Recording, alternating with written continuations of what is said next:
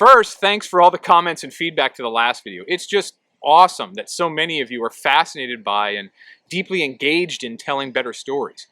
Honestly, one of the questions I've been getting a lot is, what is your background here? Where are you recording this? So I'm recording this from my outdoor deck. And if this weren't a masterclass on long-form storytelling, I would completely give you a tour, because back here is pretty much my favorite spot. I actually do a lot of writing right back here.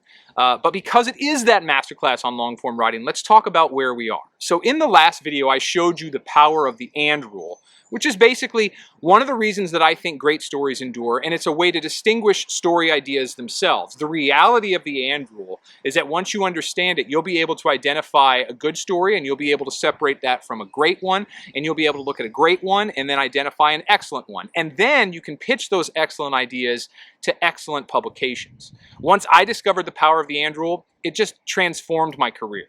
Once I told my clients about it, it transformed their careers too.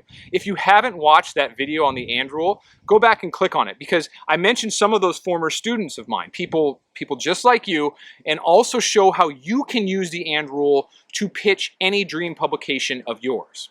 So that's kind of the point of today's video as well.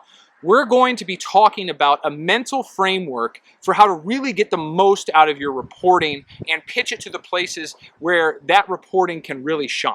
So like the and rule, it's another rule to follow, another reporting rule, but it's also more than that. It's a reporting mantra of sorts. It's a mantra of one of the greatest long-form writers of the last 50 years. So let's head back to the studio so you can learn more about it. Okay, so we're going to be talking about the rule that sharpens reporting. And this is kind of the one rule to keep in mind throughout your reporting process. I certainly keep this thing in mind throughout mine. So that rule is... well, it comes from Gary Smith. So there's Gary. Ooh, look at that. Gary from 1983. He retired from Sports Illustrated a little over 5 or 6 years ago. And throughout the 80s, 90s, and early 2000s, he was just hugely influential on a generation of writers that include me and people a little bit older than me. A lot of people came up just behind him who were very prominent in the late 90s, early 2000s. People like Tom Junod, I know, loved him and still loves him. He's still alive.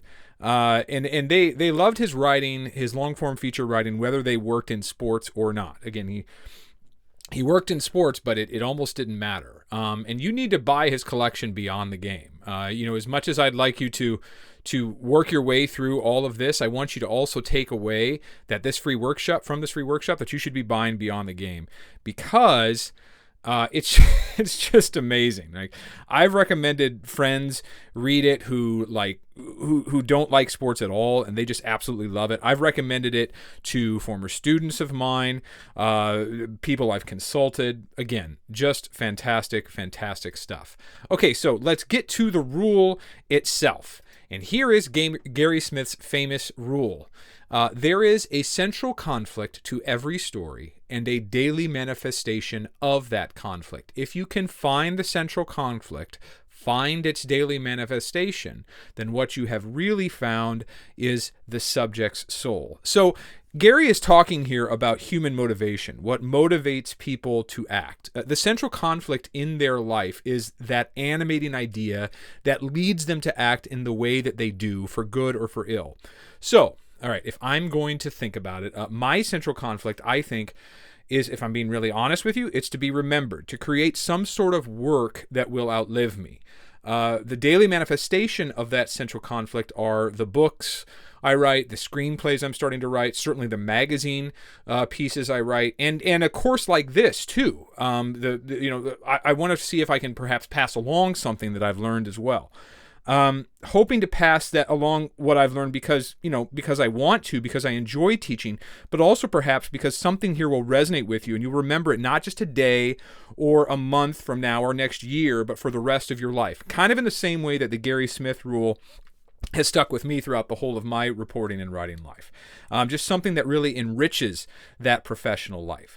So that's, honestly, like, that's my biggest hope in life, that I can do something that can enrich somebody else's life. And it tends to manifest itself day by day in lots of different ways. So, a question to ask yourself right now is, what is your central conflict? What is your daily manifestation? Just take a little bit of time right now to think about it. Maybe even just stop the video real quick and just jot it down. Keep in mind as well, as we move through this, that knowing your own central conflict, knowing that daily manifestation, it's going to help you better identify those central conflicts and daily manifestations in other people. That's why I'm suggesting perhaps take just a second now to think that through, because it's going to be helpful down the road. All right, so if you have done that, I just want to say that, when reporting, a lot of people abide by Gary Smith's rule. I mean, aside from me, where nearly every story I've written over the last, 10, certainly, I think I read this I think I read about the Gary Smith rule or heard it from him like maybe 10, 15 years ago. Certainly every story since then has been written and inspired by what Smith said, but I'm not alone at all. And here's Wright Thompson and me. And so Wright Thompson, he's a friend of mine, and he's a guy I edited for 8 years when I was a senior and deputy editor at ESPN. Wright has been in the Best American Sports Writing Anthology, frankly, at this point, even more often than Gary Smith ever was. He's also a two-time New York Times best-selling author.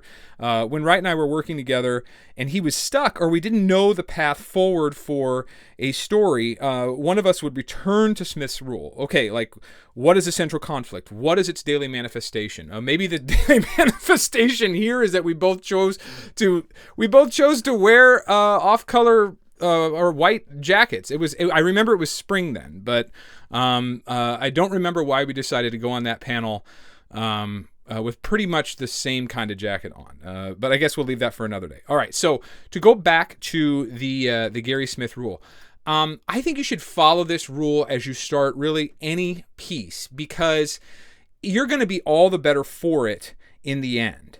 All right. There's a reason I'm sharing Smith's rule now. As you're thinking about, okay, how could you perhaps apply some of the things we learned earlier in the week with the and rule? How could you apply that to sort of Smith's rule? There's a reason that you want to do that at the outset of your reporting. The more you can think about it as you start a new project, the better and deeper your reporting will be, because you're constantly thinking about, all right, what is the central conflict of that person's life? How does that conflict manifest itself every day? All right, especially for new writers.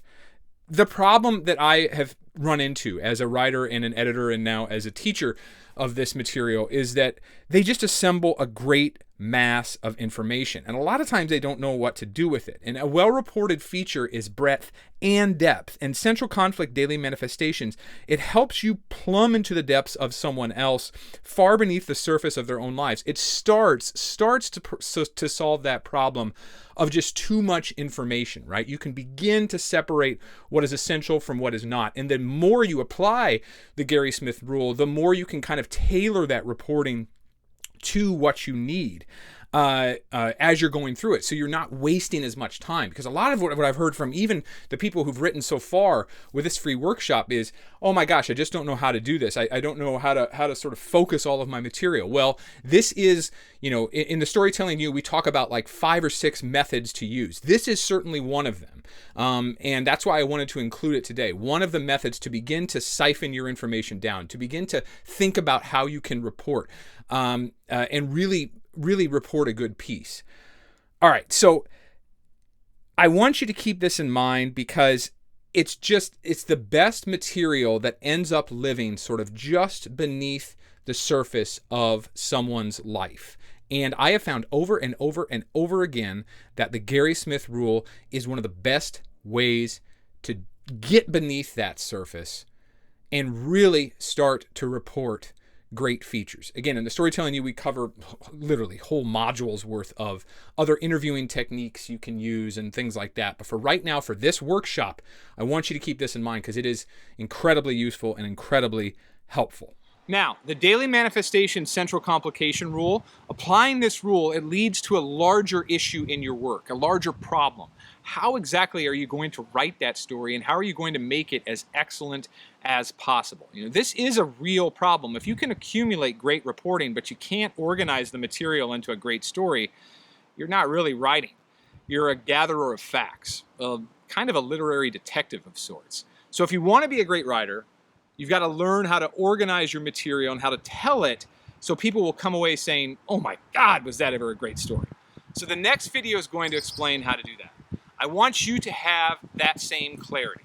So be on the lookout for it in the next workshop. Until then, scroll down and leave me a comment or send me an email like you guys have been doing about what you think about the Gary Smith rule and how it will shape your next story and shape you into a better writer too.